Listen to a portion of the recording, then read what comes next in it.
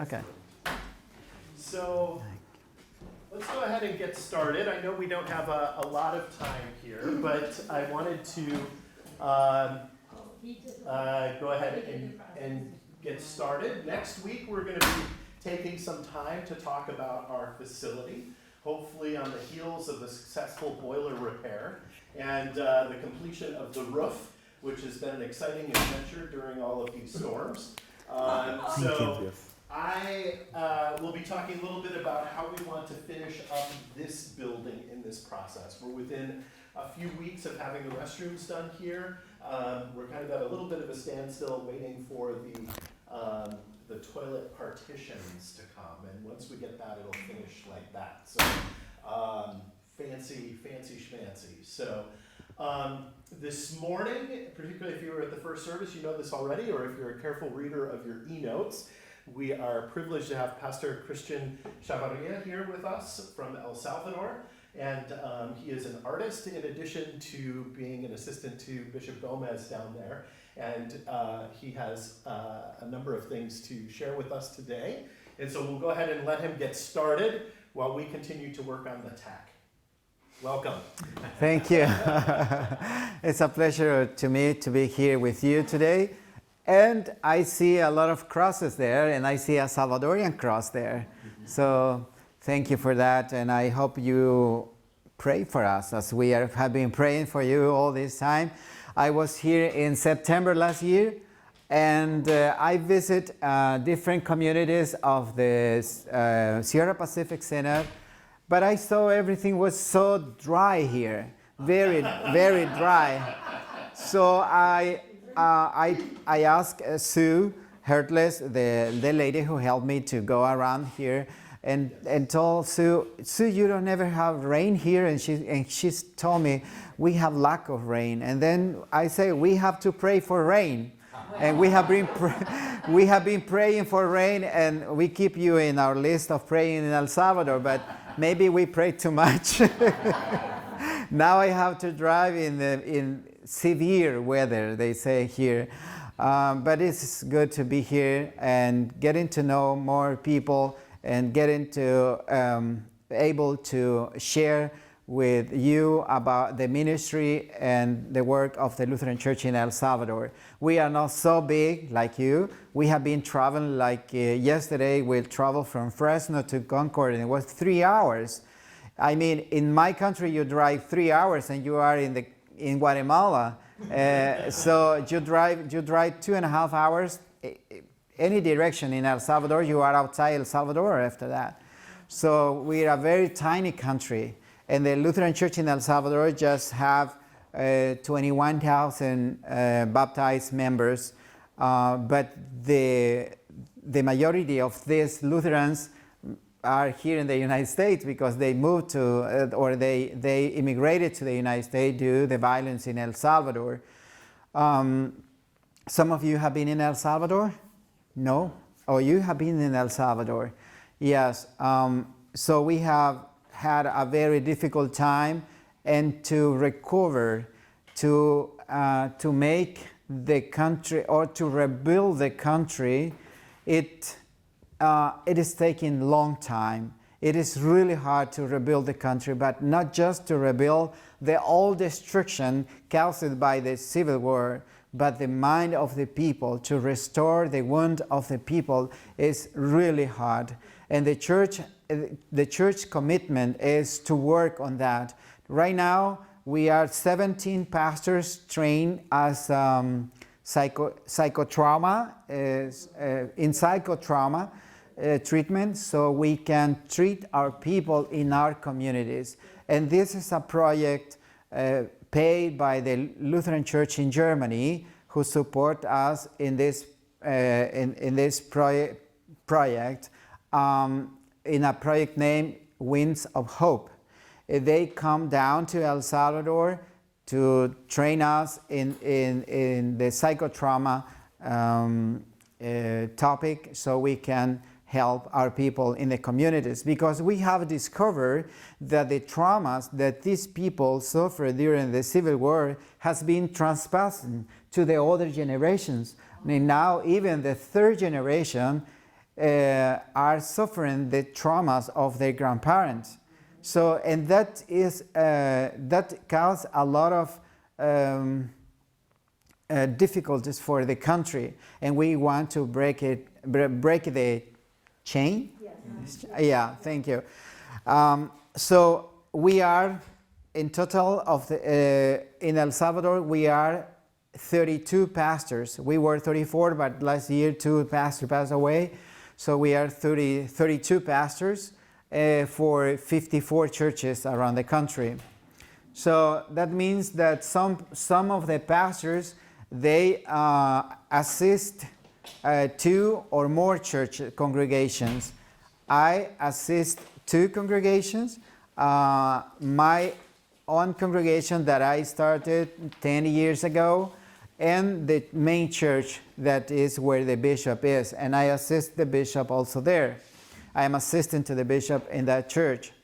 But the other thing is that I wanted to also to tell you is we work as pastors in the Lutheran church as volunteers because we don't have salaries. It's a little bit different than here.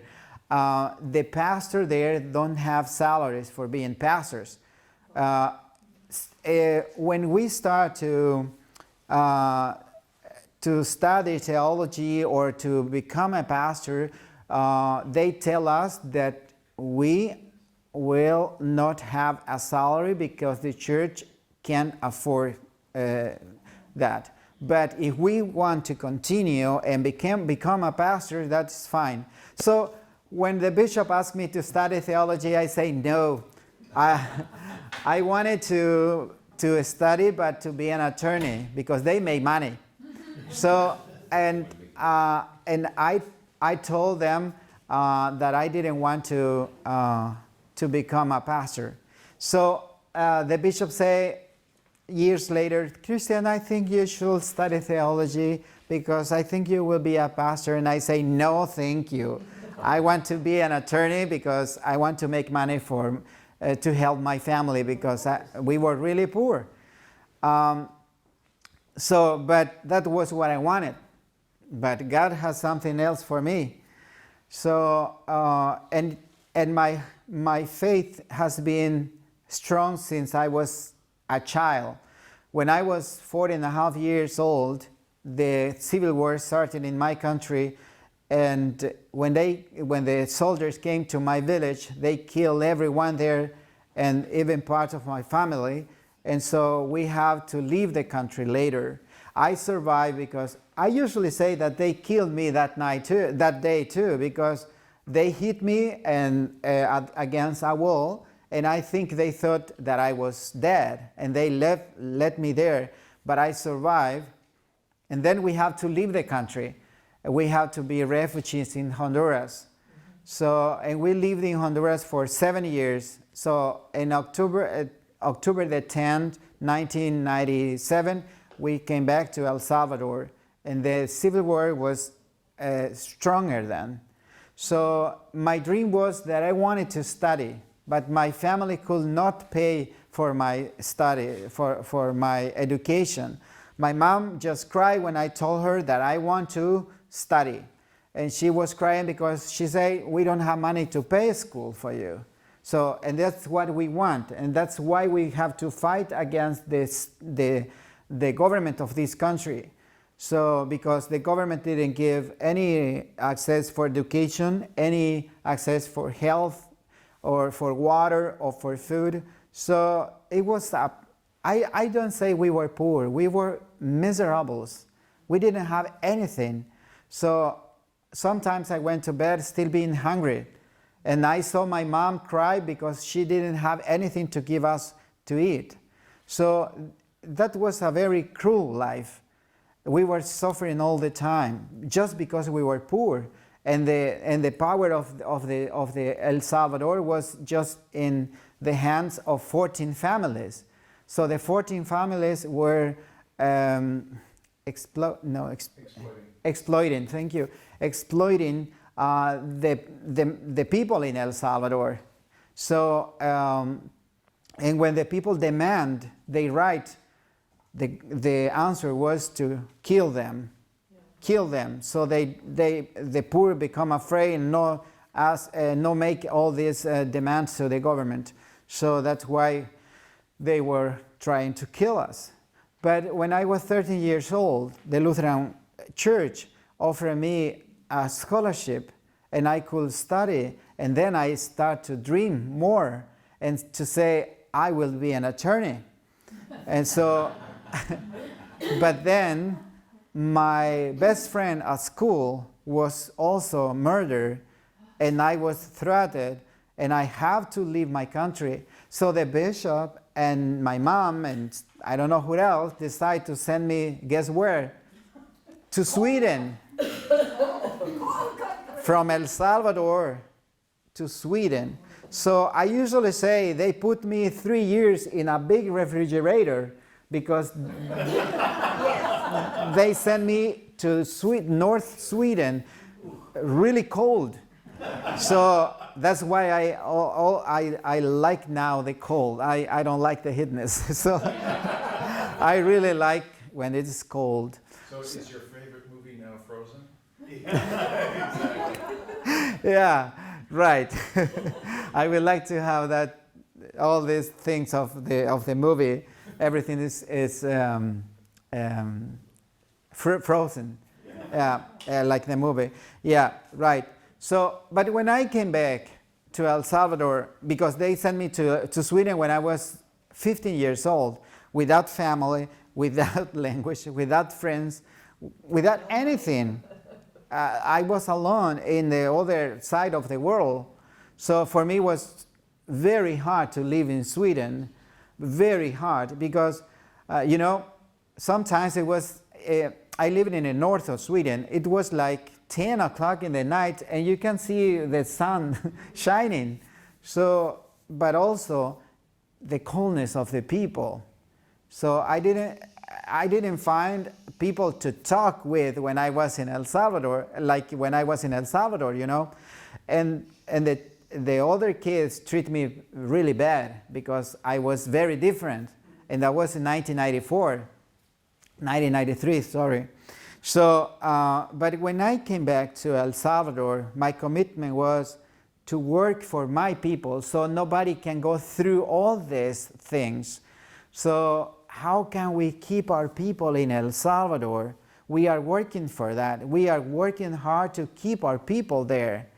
But the violence is really high. It has been really high during all this year. I was telling this morning to Pastor here that I was almost obligated to leave my country again in 2019 because the gangs wanted to kill me. So, and the General Attorney Office of the government in El Salvador just gave me a document and said, go away from here. So, but we want to keep our people in El Salvador, and that's what the work of the Lutheran Church there. We are working in all these immigration questions. We are trying to educate our people in different way. So we have developed a scholarship program. We have 2 Lutheran schools in El Salvador right now, and those schools are being supported by friends here, like Good Shepherd Lutheran Church in Concord through Sue is supporting a scholarship program for 27 kids. So at least 27 kids are safe, are sure they will have a good education. We educate them in a different way that it doesn't happen in the public school, like with Christian values. No religion, but Christian values. And also different things like art. They can learn how to paint, how to sing, how to play. And we are looking for pianos too. Here in Sierra Pacific area, we are trying to look for some pianos so that we can have one at the school, in every school, so to teach the kids that. Because I remember when I was a child, I liked to paint, but nobody took care of that. So I am a painter, not because I learned that in a school, but because God put me somehow that gift in my mind and in my hands. And it is a simple art. It's no, I don't think it's beautiful. I will really like to make beautiful things, but it's a simple art. But from that simplicity, God works. I mean, I have made special things through my art to special people, like to the Pope, to the Queen from Sweden, to the Crown Prince from Norway, to archbishops, to prime minister, to president. I have painted crosses. So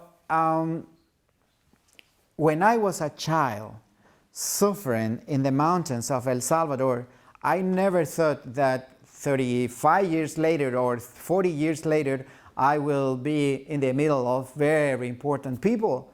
So I was the Lutheran World Federation and the Catholic Church, the Vatican, commissioned a special cross from me to be the symbol of the commemoration of the 500 years Reformation. How could I think when I was there in the mud in El Salvador? I usually say a little bit strong. When I was in the middle of shit, I say, because it was like that. So how can I think that 30 years later or 35 years later, I will be in the middle of popes, king, queen, prime ministers, cardinals. So when I saw in this big cathedral the big cross with shining colors leading the procession, and the Pope was there, and the cardinal from Brussels told me like this and say, "Christian, do you know what you did today?" And I say, "A cross." And he say, "No." He say, "You have written a little part of the history of the world, because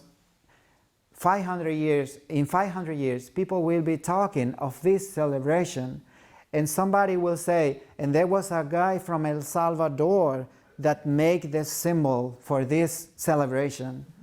And the Pope, and that was, my cross was the logo. Do you have an image of that cross? And you have pictures? No, I don't have there. Let me find one. Okay, you can find it in online. Yes, Lund cross. So they say that these people will talk about that there was a person from El Salvador who made this cross, and the cross was, the Pope decided the cross to be the logo for his pastoral visit to Sweden. So that's the cross. So you know, it's 2 meters high. Yes, and you know, I was criticized in my country, or there is a very big, very conservative Catholic group in Miami, in Florida. And they criticize me a lot, and they say, how can our leader, our Pope, accept a gift from a Lutheran, a heretic, heretic guy? So, well, I don't know how I did it, but that's what God thinks. This, I mean, I am a painter there down in El Salvador. How they did know me, I don't know. I have painted in my life more than 155,000 crosses. So I have been selling crosses for many countries. My crosses are now in 126 countries. And I have a big customer, and that's Finland. Even I met the president from Finland, and I gave a cross to her, and they asked me to be very careful when I meet the president not to stay 1 meter from her, at least 1 meter, no shake hand, no look her eye directly to her eye. So it was a little bit difficult when I came with the cross. I was like thinking 1 meter, okay. And I show the cross to her, and I paint a woman in the cross. And the president asked me, "Oh, that's beautiful." And then she say, "Why a woman in the cross?" And I say, "Well, because in my country, the macho culture is really strong. We have to paint crosses with a woman, like with the meaning of the liberation of the woman, the importance of the woman in our society." And I say, "You see, you are a woman, and you are the president of this nation, and you are a very good president, because I have heard that." And she was amazing. She came and hugged, and she hugged me, and then I thought, oh, 1 meter. Okay, I just hugged her, and the journalists took pictures, and they made a very small book, and they put our picture, the picture of the president hugging me, and say, "A cross for a hug." So it was really good. So, and in this cathedral, when I was there, and the cross was leading the procession, and the bishops and archbishop were there, and the pope. So I was just thinking how great God is. And you know, I was happy, but I still say at the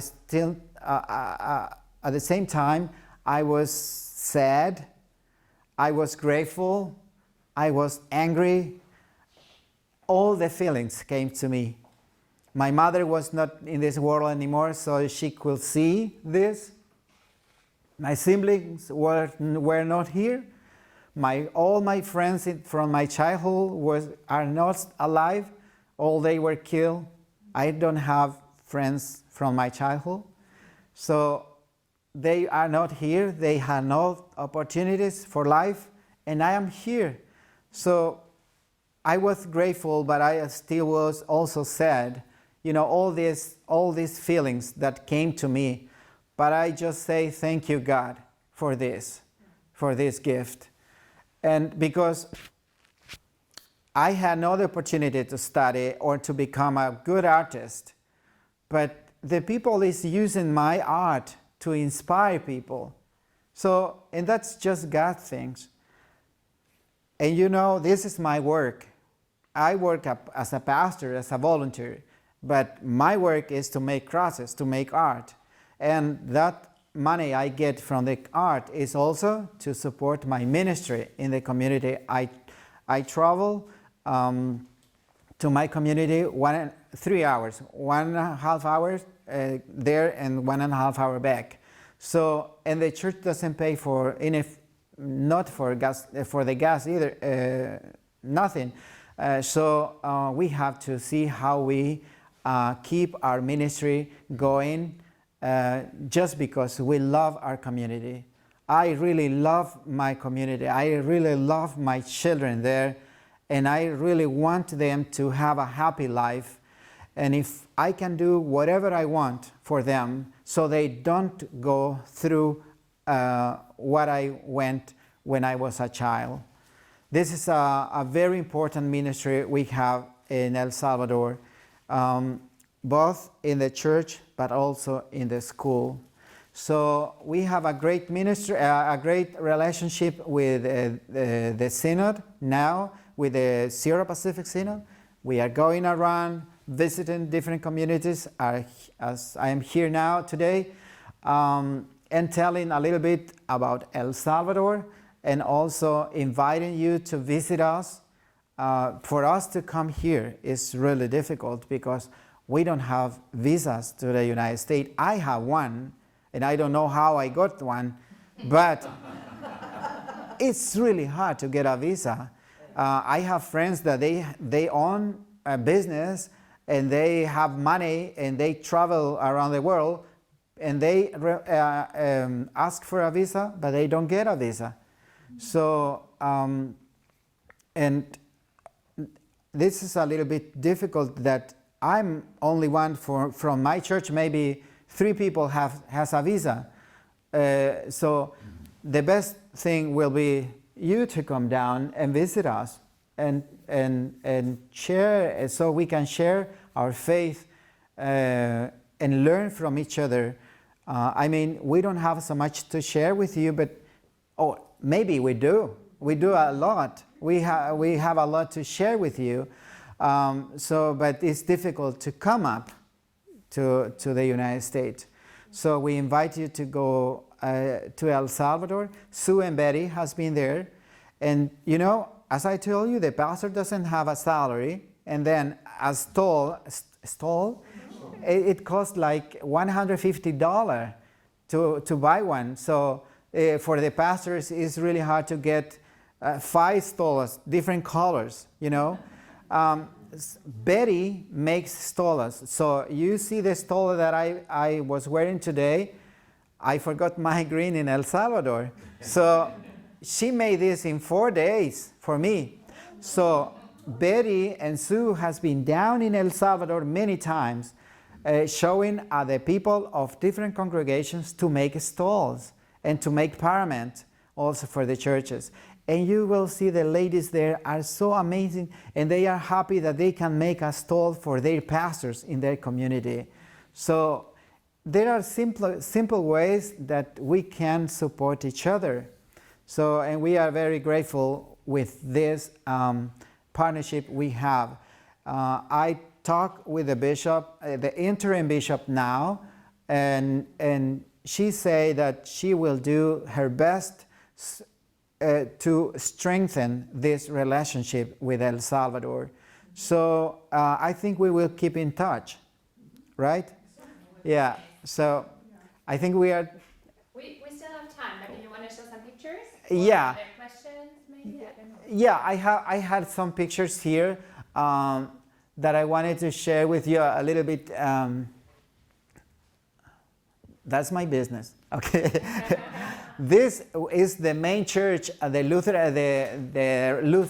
Resurrection Lutheran Church, and that is the old building. So in the old building, you could not be like this because the whole wall was moving. So we have to rebuild or build a new church. But the bishop didn't want years ago because he said the people is starving and we have to take care of life of people before we build the church. And I said, when I grow up, I will build a church. So you will see how we build the church later. So that was the old church. Yeah. Is that the bishop? That's the bishop. And this cross is the most precious treasure we have in El Salvador. This is the subversive cross. This cross was taken to prison by the army of El Salvador and put the cross in prison because on the cross we have reading the sins of the people, not just in El Salvador, but around the world. So the cross is like a witness or is telling us this is a sin. To let the people starve is a sin. The discrimination of the woman is a sin. The massacre of the El Salvador is a sin. Massacres are sin. What we are doing are the sins. So that when the army came to the church to kill to kill our bishop, the bishop was not there, but they took the cross and put the cross in prison. Yeah, but you know, this cross was in prison, and when the bishop came back, asked to the government to give the cross back to the church. So the president of El Salvador asked for the cross, and the cross went to the embassy of the United States first, and then to the government house, and then from the government house the cross was given back to the church. So this is a very important symbol for our church. That was the old church there. You see the church.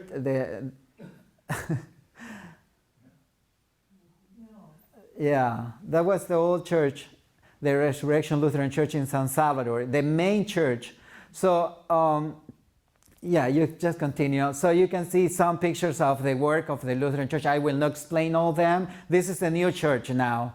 So that's the new sanctuary. You see the old pews. We still have to to see how we raise money to buy new pews for the church, but at least we have a safe sanctuary now where the people can worship. We don't have fellowship rooms, so we meet inside the church, and then we put the pews back there to worship. That's the sanctuary.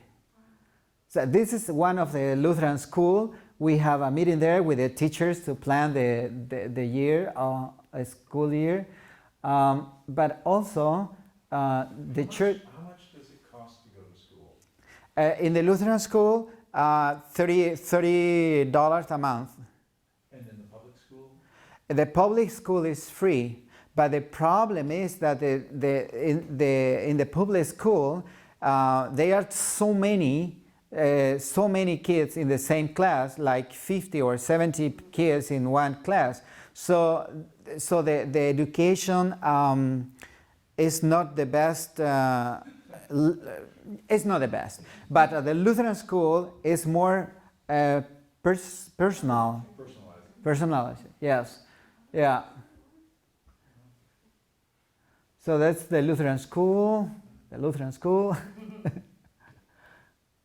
So we have also a computer center there. There you can see. I think we have now 12 computers in the computers room for the kids, but we have 76 kids. So we have to get more computers for them so they can learn more. Yeah. This is my country. Oh yeah. I love to take pictures. I love to take pictures of my country, and that's the view from my house. So if you come to El Salvador, you stay there, you will have that view. Which volcano is that? That's a big volcano there, and my community is quite close to that volcano. That's the volcano Chinchontepec in San Vicente. It's an active volcano, and the other volcano is here. You see the lake there. The lake is the creator of the other volcano. Big volcano. If that make eruption, we will disappear. Yeah. Wow.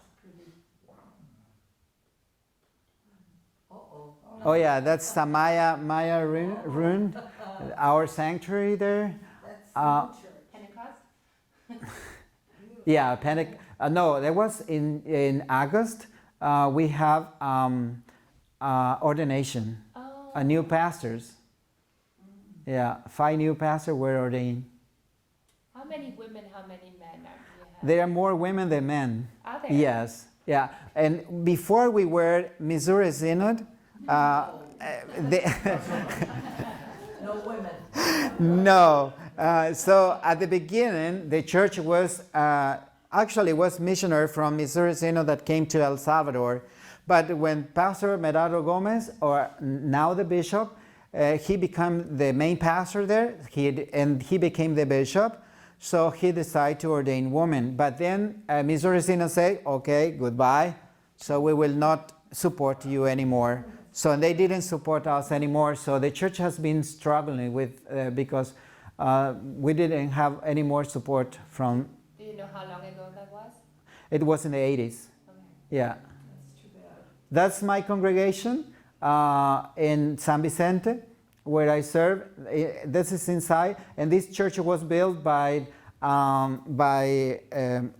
Mission Eine Welt from Germany, organization from Germany, a Lutheran organization from Germany. They pay to build the church, but the people from the community may put the labor. Yeah. Studying the Bible. Yeah.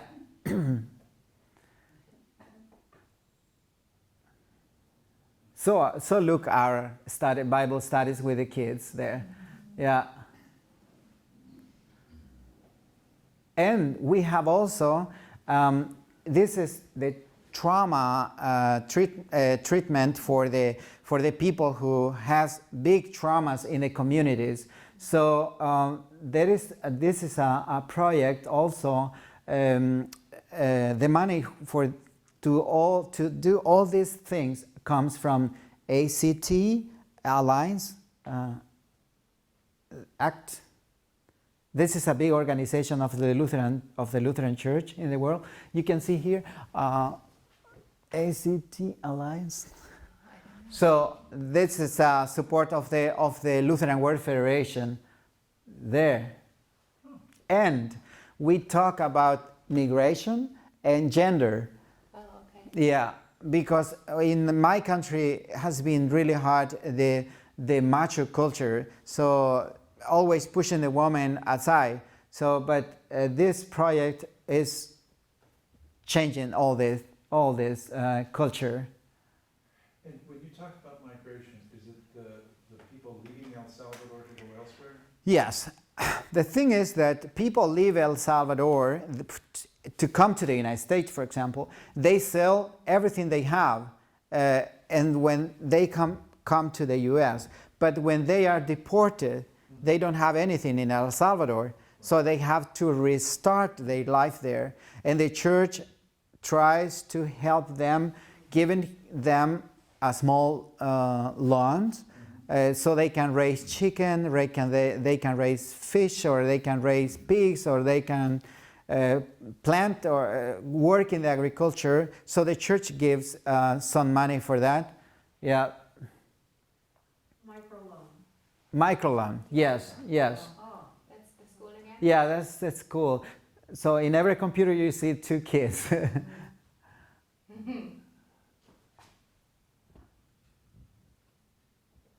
Oh, I have many pictures of the school. Yeah, those are the teachers of the school. Yeah, the trauma. And the church was celebrating 50 years. And this day, the bishop was telling the story of the church, and that was a really rude day. I mean, very sad, because the bishop was taking out all what he lived during the time he has been a pastor in the Lutheran Church. It was a really hard time. That's the view almost from my community, getting it to my community. Is it in the mountains? Yes, in the mountains. Beautiful. And last year I was here, I got t-shirt from Trident, Live Generosity, and my kids like to sing. They really enjoy singing. So, and we put some t-shirt to them of Trident. That's the church. And my kids. Yeah, and that's the main church in San Salvador. So we have been working in all these things, rescuing people, protecting life of the people, but also trying to have the places where we meet in good shape. You say so? Okay, thank you. It's a little bit difficult with my language, with the English. And also, this year, Germany paid for the first hymnal for the first Lutheran hymnal in the whole Central America. Oh. I started this project 10 years ago. I am a musician also, but no very well musician. I mean, I play piano because I learned by myself. I taught by myself to learn. And then I started to make this hymnal for the Lutheran Church in El Salvador. But then we united effort with other churches in Central America, and the mission One World from Germany, they supported this project, and in October last year, the hymnal was printed. So we have the new hymnal now, the first hymnal for the Lutheran Church in Central America. Wow. Yeah. That's a big achievement. Oh yes, it is. I mean, you can find a lot of mistakes there, but still, it is very good for the communities. Our communities really need that. So there is different ways we can help our communities. So, for example, if you have some musicians that want to come to El Salvador and make a music workshop for our people, that will be great for us. So there is a lot of way to help El Salvador. When we were talking earlier, you told me that you worship with your community on Thursdays. Yes. Is it on Thursday evening or in the morning? Well, or? I go at 5:30 in the morning to my community, so I arrive in the community around 7, and from 7 to, I have breakfast. From 8 to 12, I visit families on the community. If somebody is sick, I visit people, and then I come to the church to have lunch, and after my lunch at 1 is the Children Bible School from 1 to 2, and then from 2 to 3 are games for the kids, and at 3 o'clock in the afternoon is the worship until 4, and then after worship I leave the community around 4:30 or 5, leave my community to go home. So it's a full day. Because the kids make you really busy. Yeah. So and that's the whole day, and I don't do anything else. Just assist the community on Thursdays, and I don't do that on Sundays because on Sunday I am at the Resurrection Church. In this church, in the main church. And what are you doing at Resurrection Church? What I'm doing at Resurrection Church, I am in charge of the liturgy, playing the music, organizing everything, making live stream for the people who can't assist the church, taking care that the pastor starts at 10, that the bishop has his clothes on him at 10, all these kind of things. And then also to help some people that have some troubles and comes looking for support. What's the main reason that people leave El Salvador? The violence and the poverty. But then in last year, 2020, in March, the government of El Salvador declared state of emergency in El Salvador, and that the idea was to take from the street all the gang members that create so much violence for El Salvador. So until December last year, he put in prison 57,000 people. So 57,000 people are in prison, and that in some way is good because now we can move around El Salvador without being afraid that we will be shot. But in those also people, many of them are innocent people. And the president said, we know that there are innocent people in prison, but they can't get out right now until we make the trials. And the trials will start now in January, he said. And all that are proved that they are gang members will stay in prison 40 years. That's the judgment. They will stay in prison 40 years. But the innocent people will have the right to have an investigation. And if the investigation say they are innocent, they will come out. So, but during this time, they are staying in prison more than 10 months now. Many people, many innocent people are dying in prison right now. But you can feel the safety now in El Salvador. You can move around very free. So everyone likes the president, and everyone wants to have this government forever. So it is prohibited to be re-elected in El Salvador, but the government is changing now the constitution so he can be re-elected so many times he wants.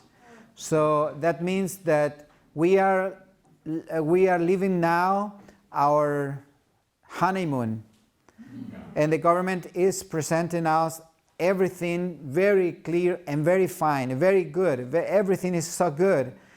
So, but we don't know where we are going. And he took away the High Supreme Court of El Salvador and put his own people there. But the government of the United States told him not to do this because this is not democracy. And the president say, hey, one moment, you govern your country, but you have nothing to do with us. This is our country, and we know how we will do things here. So the relationship with the United States are not in the best time right now. We don't have a U.S. ambassador for more than 3 years now. So El Salvador's government is going closer and closer to China. So China is investing a lot of money in El Salvador right now, making big buildings and making everything beautiful for free. So that's the big question, for free. Wow. We are running out of time, Okay. unfortunately.